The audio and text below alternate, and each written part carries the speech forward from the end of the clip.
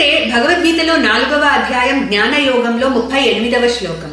నహి జ్ఞానేన సదృశం పవిత్రమిహ విద్యతే తత్స్వయం యోగ సంసిద్ధ కాలేనాత్మని విందతి.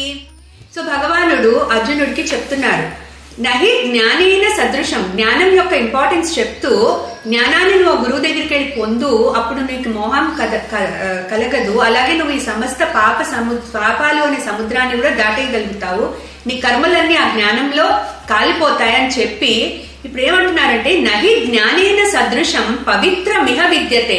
సో ఈ జ్ఞానానికి మించినది ఈ లోకంలో, జ్ఞానం కన్నా పవిత్రమైనది ఈ లోకంలో ఇంకొకటి లేదు.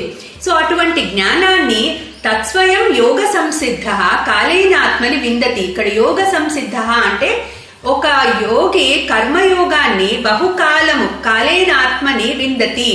తత్స్వయం అంటే ఎవరైతే ఈ కర్మయోగానుష్ఠానాన్ని బహుకాలము ఆచరిస్తారో అటువంటి కర్మయోగి తత్స్వయం తనంతట తానే కాలేనాత్మని అంటే బహుకాలము ఈ కర్మయోగాన్ని ఆచరించిన తర్వాత ఆత్మ జ్ఞానాన్ని తనంతట తానే తెలుసుకుంటాడు అని చెప్తున్నారు. అంటే ఏంటంటే ఇక్కడ will be ready to get that జ్ఞానం.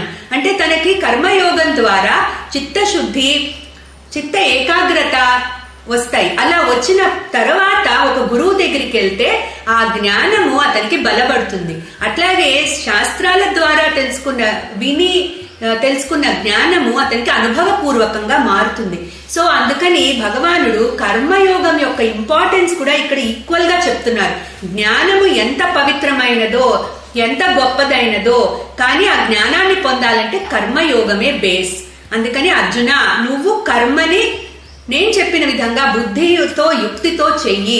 ఎలా చేయాలి? సమత్వ బుద్ధితో, ఈశ్వరార్పణ బుద్ధితో, ప్రసాద బుద్ధితో నువ్వు కర్మను చెయ్యి, ఆసక్త రహితుడై చెయ్యి, అప్పుడు నువ్వు జ్ఞానానికి రెడీ అవుతావు అని చెప్పి భగవానుడు అర్జునుడిని మళ్ళీ తన కర్మని నిస్వార్థంగా చేయమని ఉపదేశిస్తున్నారు. క్లీం కృష్ణాయ నమః.